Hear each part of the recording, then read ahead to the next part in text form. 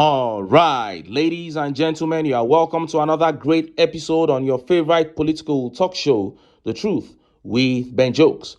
Don't take out your frustrations on us. Senate replies Tunde Bakari. That is the Nigerian Senate's response to Buhari's former running mate under the CPC, Pastor Tunde Bakari, who last Sunday completely destroyed the Tinubu regime and the Nigerian Senate for serving Tinubu instead of serving Nigerians. And this is yet another proof that the current set of men in power will continue to punish Nigerians, because no matter the kind or nature of argument you bring up to demand good governance, they will only attack your person instead of reacting to the issues you raised.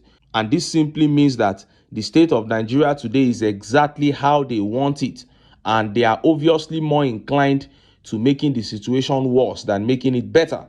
And of course, this back and forth between the APC-led Senate and Tunde Bakari further exposes the crisis in the party, particularly between the CPC faction led by Buhari and the ACN faction led by Tinubu. The wish of most Nigerians is the disintegration of that evil cult called the APC.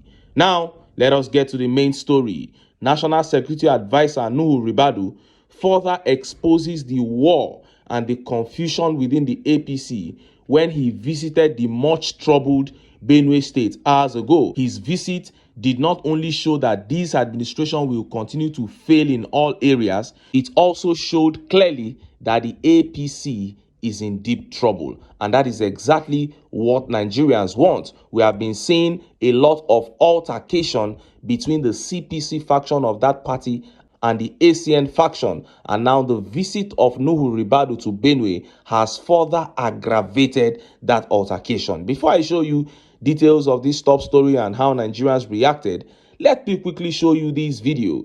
You know, when we say you cannot give what you don't have, we know what we are saying. We know we are absolutely correct, and it is clearly true in the case of Tinubu. Let's listen to this honest, straight talk. See the video. The president must at this time realize that he's not just commander-in-chief, he's also the consoler-in-chief.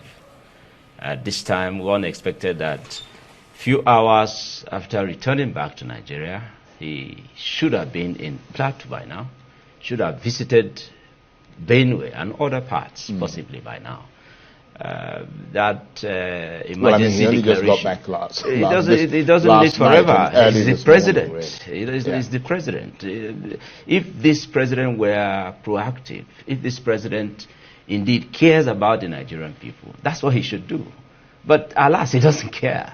They don't care about us. That's the truth about the whole state of our country. Nigeria appears like an abandoned state, more like a conquered territory. All right, so that the president met with the service chiefs and all of that, that's not what we need now. The president should rejig his approach to governance. No, but he has to obviously meet the security chiefs in order to get a sense of what's I'm been just saying that happening we've had series of such meetings and nothing came out of it. So a different approach could apply. And one of the approach that the president should please adopt is the human part of governance, which is why I said he is also the consoler-in-chief. But we haven't seen him do that. And like you rightly said, this is where to declare state of emergency. Life seems to be worthless in our country. People die and we just move on. And they die in numbers and we just move on. So am I expecting anything different from him? Well, 2 years already. It's almost 2 years. And we haven't seen any different approach to governance. This president is just adopted the Buhari method. You know, sit, condemn, meet with service chiefs, give orders. But the real issue about governance is not there on the table. That's why, like I said, the issue of state of emergency, this is where to declare it. But are we not being distracted by politics of 2027 already? If you go around the FCT, you see the president's billboards everywhere talking about 2027, when he still has 2 years plus to go, and there's nothing to show for it already for the 2 years. It's unfortunate. Politics is taking over governance, and if anybody is expecting anything different, then we don't understand this system called Nigeria yet. You heard that. You simply cannot give what you don't have. Tinubu and the entire APC don't have kindness and love in them to give to anybody. No matter what is happening to you, they can't show you kindness. And worse still, they are a group of indecent humans who don't have any penchant for doing the right thing. For the first time in this country, the Nigerian army are giving up on defending the country. If you ever run into any soldier who is actively fighting insurgency and you have the opportunity to speak with him, I am telling you, before you speak for 2 to 5 minutes, he will start telling you things. He will tell you that he and most of his colleagues are fed up with the corruption and wickedness in the military. And it all begins with the corruption and nonchalance of the executives. And I like what the speaker said there. He has changed Tinubu from commander-in-chief to consoler-in-chief. And even that consolation self, he doesn't know how to do it. After failing to protect citizens, which is the primary responsibility of government, Nigerians have to still beg Tinubu to go to troubled Benue and Plateau State just to say sorry to the victims of terror. What a shame. He might eventually visit those troubled states, but for me, it is already too late. He has already shown that their safety and their peace is not a priority for him. It only proves that he doesn't even feel like their leader. He knows he is not loved there. The man of the people, Peter Obi, who is loved everywhere, has visited already. So we might as well forget about any other visits. The next video here is from southern Kaduna, and there is a very, very important take from this video because the Chief of Defense Staff actually spoke at the gathering. See the video. The Southern Kaduna Solemn Assembly brought together clergymen, traditional leaders, professionals, and other key stakeholders from the region. They gathered to pray for peace and unity among the diverse groups and economic stability in Southern Kaduna and the entire nation. So God expects us to come together, define our problems, look for ways out, and also pray to Him. And that is exactly what today's event entails. If Southern Kaduna is restored in terms of peace, in terms of economy, in terms of education, in terms of whatever, it becomes a rallying point for other places in Kaduna, for other places in Nigeria. I'm saying this with a big voice. Let our people come together as people of Southern Kaduna, irrespective of tribal religion. We are out to face this situation squarely without looking back. Addressing the participants, General Christopher Musa said that the military remains resolute in using available resources to secure lives and property and ensure long-lasting peace. The security forces are doing the best they can, but they cannot be everywhere. So we need every Nigerian has a role to play in respect of security. When you see something that is wrong, that is not going, report quickly so that action can be taken. And I want to appeal to people, because we still see even within, there are certain individuals that connive with those people, collaborate with them, give them logistics, give them information when people come in, what they are saying. This kind of people should stop. Because for us, the friend of a thief is a thief. So we're going to treat them like the terrorists, like the bandits themselves. You saw that. Now, the last speaker in that video is the Chief of Defense Staff, General Christopher Musa. He said the army are doing their best to fight insecurity in Nigeria, but they can't do it alone. That is a subtle way of telling you to also stand up for yourselves. He said the people also have to be involved. I mean, those living in very troubled areas must stand up for themselves now. Start from the local government level. Surely there are ways to get to the politicians and prominent people who are rich enough to invest in this self-defense architecture. It is not something that has to be officially announced, because if it is, prominent members of your state who would have gladly supported the movement financially might begin to refrain from doing so they don't look anti-government or anti-democratic.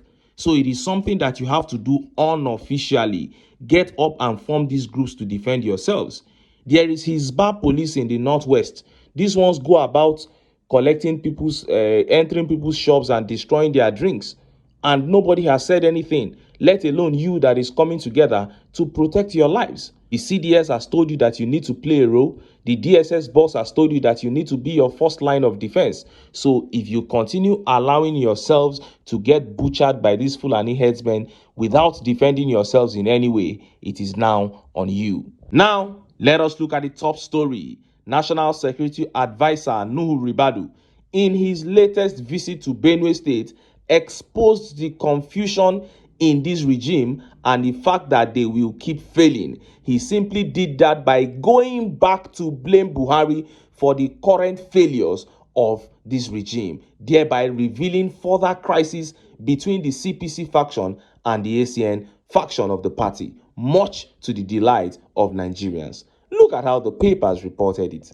NSA Ribadu, Tinubu inherited extremely bad government, and to fix security takes time. Sahara reporters.